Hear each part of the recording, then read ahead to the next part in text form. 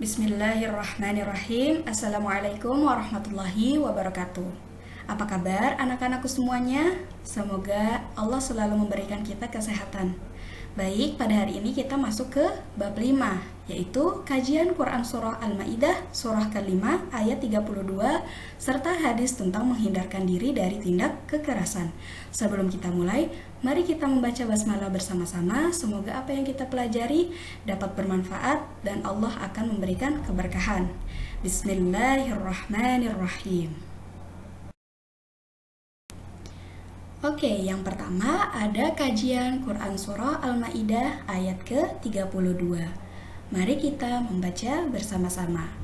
A'udzu billahi minasy syaithanir rajim. Bismillahirrahmanirrahim. Min ajli dzalika katabna ala bani Israil annahu man qatala nafsan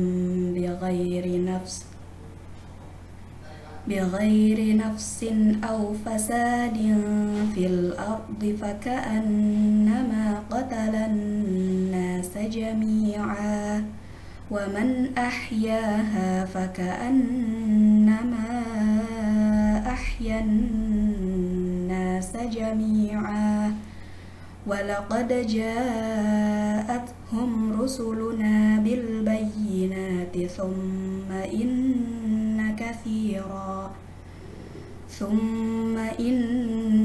كثيرا منهم بعد ذلك في الأرض لمسرفون.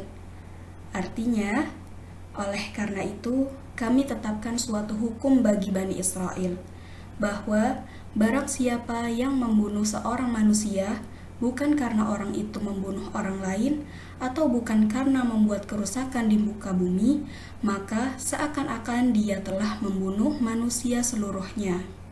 Dan barang siapa yang memelihara kehidupan seorang manusia, maka seolah-olah dia telah memelihara kehidupan manusia semuanya.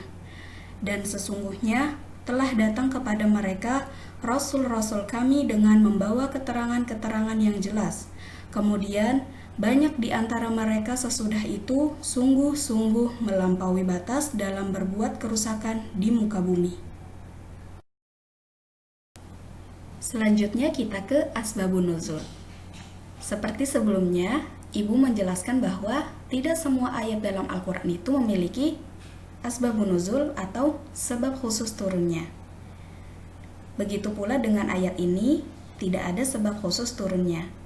Tapi di dalamnya terdapat perintah bahwa setiap orang yang beriman harus memenuhi semua janji yang telah diucapkan.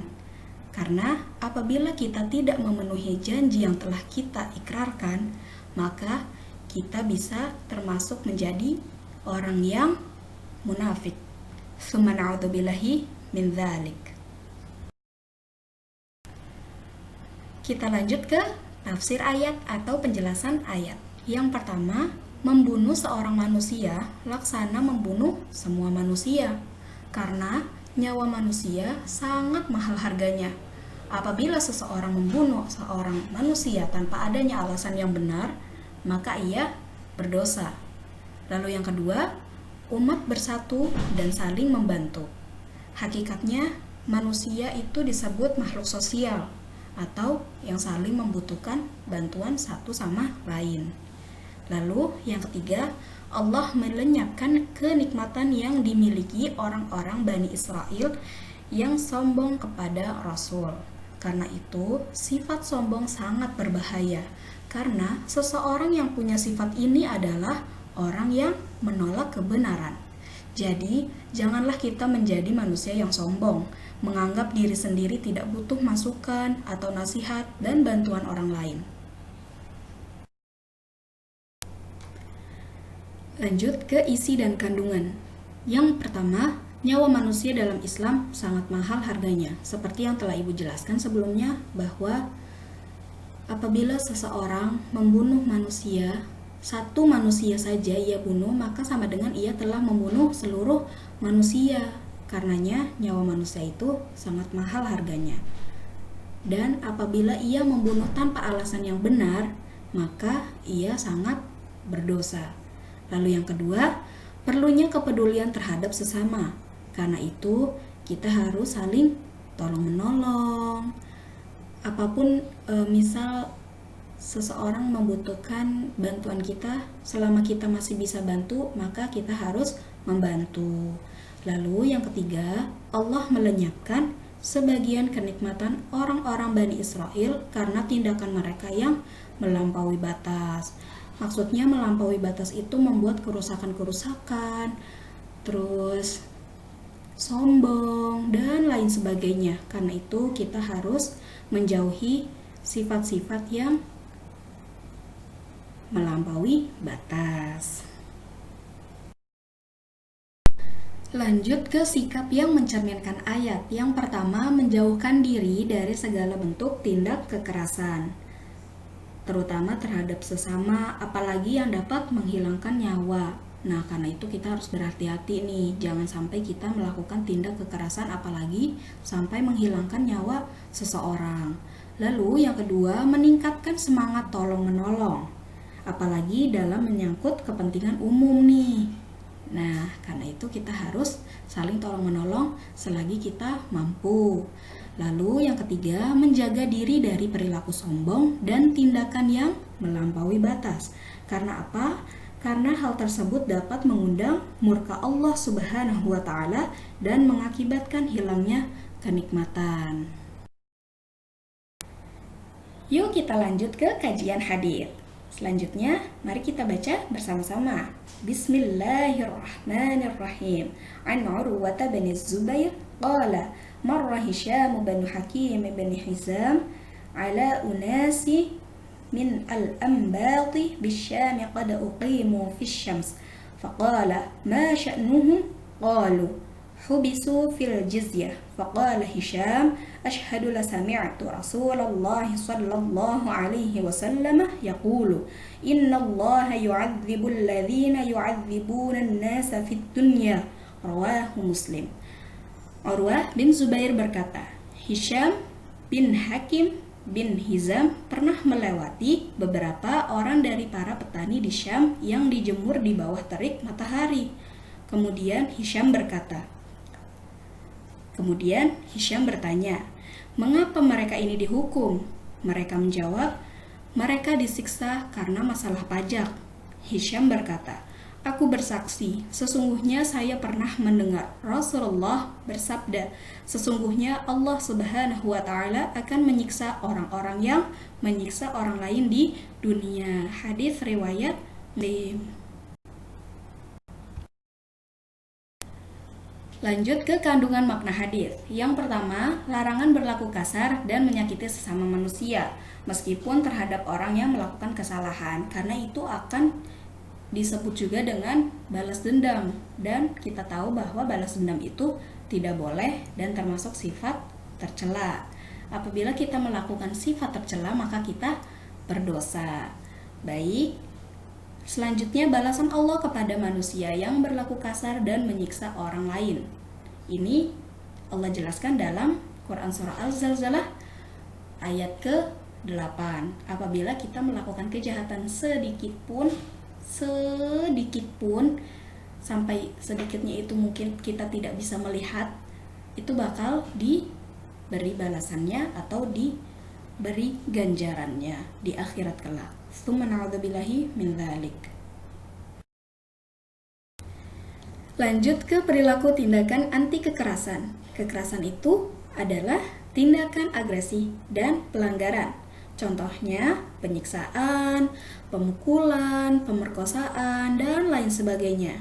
Nah, kekerasan ini atau contoh kekerasan ini apabila dilakukan itu dapat menyebabkan penderitaan yang dimaksudkan untuk menyakiti orang lain.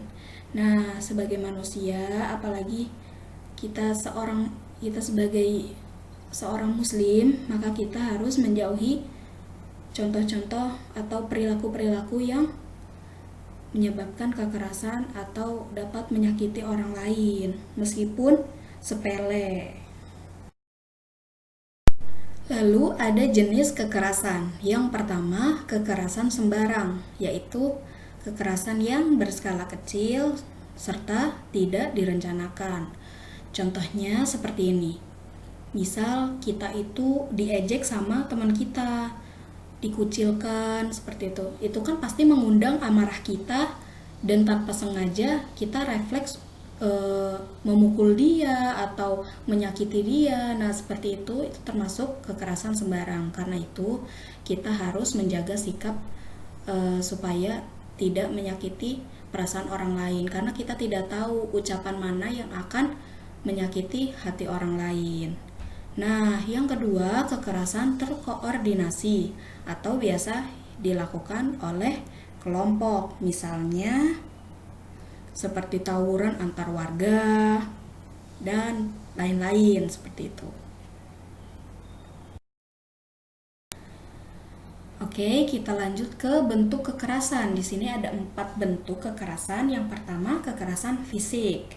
Nah, kekerasan fisik ini apabila dilakukan maka akan menimbulkan atau membekas di fisik korbannya. Seperti itu. Misal apa? Misal memukul, otomatis kan apa yang dipukul akan lebam seperti itu kan. Lalu ditendang, mungkin ada yang luka seperti itu. Lalu menampar, mungkin di pipinya akan terdapat bekas tamparan seperti itu. Lalu yang kedua, kekerasan psikis. Contohnya mengancam akan menganiaya, misalnya kayak diteror, kamu akan aku aniaya seperti itu contoh kekerasan psikis. Jadi korbannya itu tidak mempunyai bekas di fisiknya, tapi di psikisnya itu berbekas. Lalu ada kekerasan ekonomi. Contohnya itu menelantarkan secara ekonomi atas tanggung jawabnya, seperti itu. Lalu yang keempat, kekerasan atas nama agama. Contohnya banyak nih, seperti terorisme. Sebagaimana yang kita tahu bahwa misal ada berita tentang teroris, maka itu akan menyudutkan suatu agama kan. Nah, di sini juga. Lalu selain terorisme apa? Pencemaran terhadap agama atau penghinaan terhadap agama gitu. Nah, itu termasuk kekerasan atas nama agama.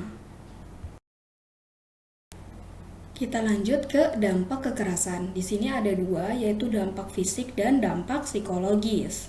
Nah, dampak fisik itu seperti yang telah Ibu jelaskan sebelumnya, bahwa misal ada korban yang dipukul atau ditendang atau jambak misalnya atau ditampar, itu akan membekas di fisik si korban, seperti itu, mungkin dari luka-luka atau lebam dan lain-lain. Lalu yang kedua ada dampak psikologis. Itu bisa berdampak sama penyesuaian diri, seperti cemas, menarik diri dari lingkungan, atau kurang percaya diri. Karena dampak psikologis itu seperti tadi, bahwa kekerasannya itu seperti, atau contohnya itu seperti diteror atau di ancam seperti itu akan mengganggu psikologis seseorang atau korbannya seperti itu. Oke, kita lanjut ke contoh anti kekerasan yang dilakukan oleh Rasulullah Shallallahu Alaihi Wasallam. Sebagaimana yang kita tahu bahwa Rasulullah adalah makhluk yang mulia, tidak mempunyai sifat sombong atau penyakit hati lainnya. Bahkan Allah Subhanahu wa taala berfirman dalam Quran surah Al-Ahzab ayat ke-21 bahwa Rasulullah Shallallahu alaihi wasallam, yaitu Nabi Muhammad, adalah suri tauladan yang baik, yang harus banget kita contoh, kita teladani seperti itu. Nah, di sini ada 2 contoh anti kekerasan yang dilakukan Rasulullah. Yang pertama, ketika peletakan Hajar Aswad. Mungkin di sini ada yang sudah tahu bahwa saat peletakan Hajar Aswad ini mengundang konflik antar suku, di mana mereka masing-masing berpendapat bahwa suku mereka itu lebih baik, lebih tinggi derajatnya dibanding suku-suku yang lain. Mereka saling berpendapat seperti itu. Nah, Rasulullah Shallallahu Alaihi Wasallam mengambil langkah perdamaian. Bagaimana caranya? Yaitu dengan meletakkan Hajar Aswad ini di atas kain. Nah, setiap ujung kain itu dibawa atau dipegang oleh masing-masing kepala suku atau orang-orang dari suku tersebut, seperti itu. Nah, karena itu jadilah mereka meletakkan Hajar Aswad secara bersama-sama, tidak ada perbedaan di antara mereka. Lalu yang kedua yaitu saat peristiwa penaklukan kota Mekah.